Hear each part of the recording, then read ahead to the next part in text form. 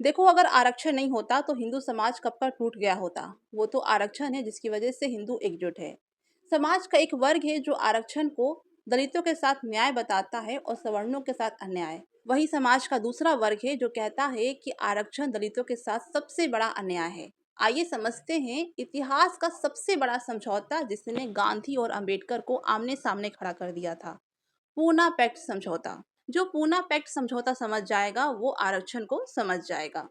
साल था 1930 का। ब्रिटिश सरकार की हुकूमत हमारे भारत पे चल रही थी और पूरे भारतीय आज़ादी की लड़ाई के लिए संघर्ष कर रहे थे। उस समय ब्रिटिश सरकार ने राउंड टेबल कॉन्फ्रेंस चलाई थी ताकि भारतीयों को कुछ अधिकार दे सके। याद रखिए कि पहले का लोकतंत्र वैसा नहीं था जैसा कि आज है, यानी कि उस दौरान वोटिंग राइट सबको नहीं थे।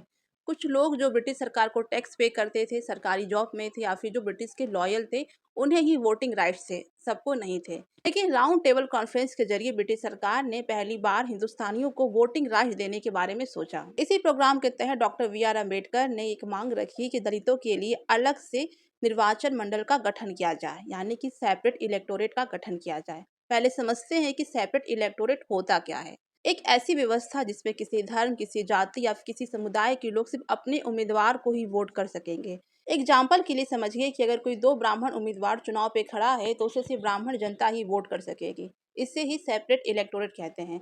तो वी.आर. अम्बेडकर चाहते थे कि दलितों के लिए सेपरेट इलेक्टोरेट की व्यवस्था की जाए।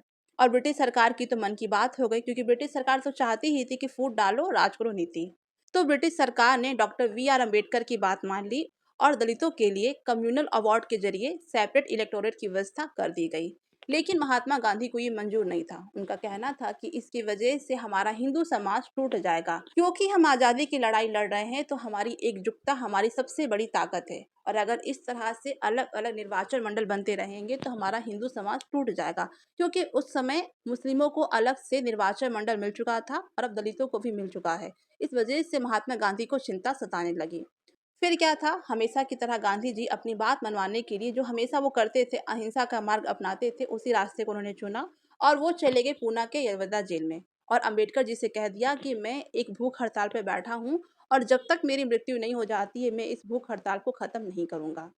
अब सोचिए कि अंबेडकर जी पर इतना भारी दबाव बन गया था। एक तरफ उनके ऊपर महात्मा गांधी के जान का बोझ था, तो दूसरी तरफ अपने समाज के हक की लड़ाई। Doctor VR. अम्बेडकर पर बहुत मानसिक दबाव था। अंतिम में उन्होंने गांधी जी की जान बचाने के लिए पूना पैक्ट समझौता किया।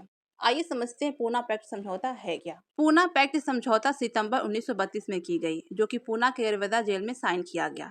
इसमें तय हुआ कि दलितों को अलग से वोटिंग नहीं मिलेगी, लेकिन आरक्षित सीटें जरूर दी जाएगी।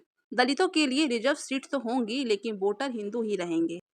यानी कि उम्मीदवार में भले ही दलित खड़ा हो जाए, लेकिन वोट देने का अधिकार सभी हिंदुओं और दलितों को रहेगा। इस समझौते के जरिए गांधी जी के मन की बात पूरी हो गई, रिजर्वेशन भी मिल गया और हिंदू समाज भी नहीं टूटा।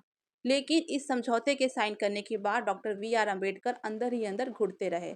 वो अपने कई इंटरव्यू में ये कह चुके हैं कि पूना पैक्ट मेरी जिंदगी की सबसे बड़ी गलती है। अब सवाल ये उठता है कि जब आरक्षण दलितों को मिल ही गया तो फिर क्यों अंदर ही अंदर अम्बेडकर साहब घुट रहे थे, क्यों उनको संतुष्टि नहीं मिल रही थी। बाबा साहब का कहना था कि पूना पैक्ट समझौता दलितों के लिए इल्यूजन है। वो समझौता भले ही ऊपर ऊपर दिखाता है कि दलितों को समाज में बराबरी का अधिकार मिल रहा है, लेकिन अगर अंदर से देखा जाए तो दलितों की अपनी आवाज कमजोर पड़ती गई इस पूना पैक्ट समझौते के बाद। आइए समझते हैं कि पूना पैक्ट समझौते से दलितों को क्या फायदा मिला।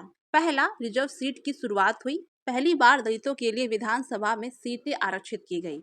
इससे दलितों को सत्ता और शासन में कुछ हद तक प्रतिनिधित्व मिला। दूसरा, रिजर्व सीट ने उन्हें समाज की मुख्य धारा से जोड़ने का एक रास्ता दे दिया। तीसरा, इसी समझौते ने भविष्य में आरक्षण की नींव रखी। अब सुनिए कि पूना पैक्ट ने दलितों के लिए क्या क्या नुकसान किया। डॉक्टर अंबेडकर चाहते थे कि दलित अपना उम्मीदवार खुद चुने, लेकिन पूना पैक्ट समझौते के बाद दलित उम्मीदवार नॉन दलित वोट के ऊपर निर्भर हो गया। इसका मतलब है कि अब दलित नेता सिर्फ दलितों का नेता नहीं रह पाएगा, क्योंकि उससे स्वर्णों की वोट की भी तो आवश्यकता है।